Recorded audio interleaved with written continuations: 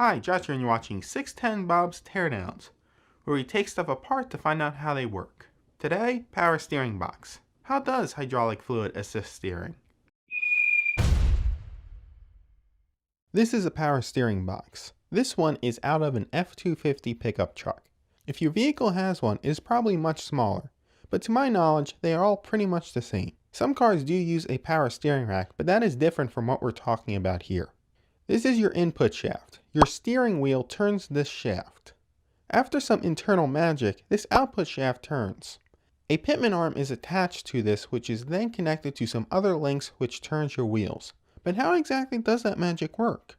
Well, let's take it apart to find out. That doesn't clear it up much. Hang on.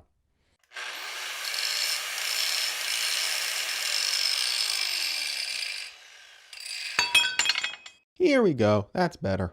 This ball lead screw turns with the steering wheel. As it turns, it screws in or out of the piston.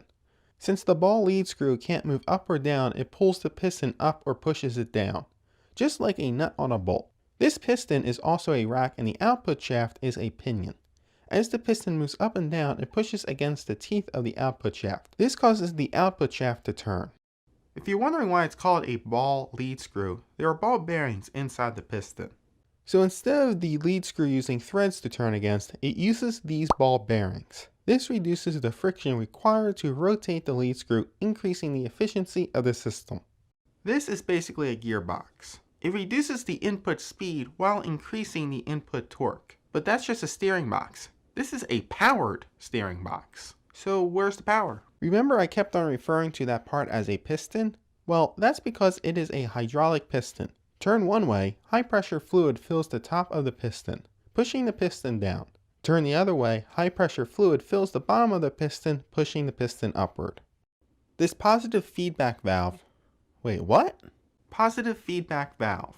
This valve monitors the amount of torque applied to the input shaft. It's a positive feedback valve because as the amount of torque applied to the input shaft goes up, the amount of fluid that is allowed to pass through the valve also goes up. So the harder it is to turn the steering wheel, the more fluid that is sent to assist you. But how does this work?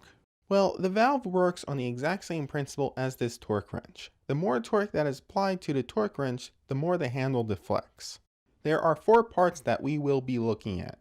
The metering rod, which you can see poking out right here, that goes from here to the top of the ball lead screw. We will be also looking at the input shaft, the valve sleeve, and the ball lead screw. The valve sleeve is pinned to the ball lead screw, so it can turn in relation to the lead screw.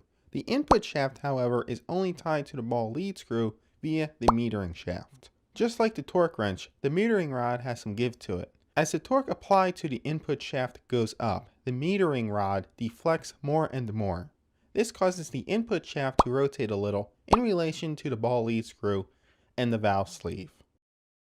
When I say the input shaft rotates a little, I do mean a little. If the input shaft rotates too much in relation to the ball lead screw, the metering rod could deform or break.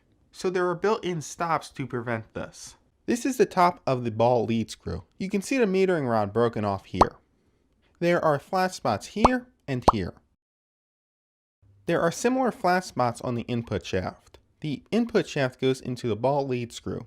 There's enough play to allow the input shaft to spin a little, but not enough to permanently deform the metering rod. These stops would be used if your power steering system wasn't working or you maxed out your power steering system. So here's the valve in pieces. Understand? No? Well, I don't blame you. To the chalkboard! Okay, so here's the lineup. When the other team comes this way, oh wait, wrong chalkboard. Hang on. So here's the valve looking down on it. Disclaimer, nothing here is to scale. This is just a general, simplified diagram. This is what the valve looks like when there's no torque applied to the steering wheel. The fluid comes out of the high pressure port, wallows around a bit, and exits through the return. When we need a little power, the metering rod allows the input shaft to rotate a little, in comparison to the outer sleeve. This starts to direct some of the high pressure fluid to one side of the piston. It also directs some of the fluid from the other side of the piston to the return line, where it ends up back into your power steering reservoir.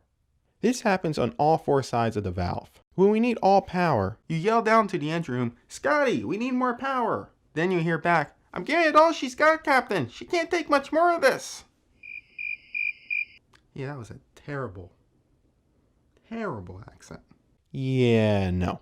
When the torque on the steering wheel is so great that the input shaft's limiters engage, you need as much power steering as your car can muster. When this happens, this part of the valve practically closes off, directing all high pressure fluid to one side of the piston, and it directs all fluid from the other side of the piston to the return line. Oh, then you hear from the valve, I'm giving it all she's got, Captain. Moving on, the same is true when you turn the other way. Fluid is just directed to the opposite side of the piston. And when you don't need power steering anymore, either because nothing is fighting the wheels or you're done your turn, the torque on the steering wheel is 0. The valve then returns to center. This allows the fluid to wallow around without a care in the world. Basically, as torque on the input shaft goes up, this gap closes, directing fluid to one side of the piston. Here are the fluid paths coming out of the valve sleeve. You have the top of the piston, high pressure, bottom of the piston, and the return comes out of the input shaft through these holes. The valve housing helps direct fluid to the power steering box through these holes. There are slots in the housing to help direct fluid and to help keep fluid velocity low by giving the fluid more room. The high pressure and return ports goes directly to the ports on the outside of the housing. This is where you connect your power steering hoses to the power steering box. Fluid goes to and from the valve body and the piston through these ports. One goes directly onto the top of the power steering box. The other port goes into this passageway where it goes down to the bottom of the power steering box and exits here at the bottom of the piston. And that is how a power steering box works. Just a torque metering valve controlling a hydraulic piston / nut / rack moving up and down to rotate a pinion. Simple. Yikes. Yeah, you may want to rewatch this video a couple times. I did read a couple websites explaining how the valve worked, so I'll include links in the description and a couple cards in the video to these websites. This was all in prep for my next video, DIY Hydro Assist, even though you only needed to know like 10% of what I just said. Anyway, be sure to check out that video when it comes out.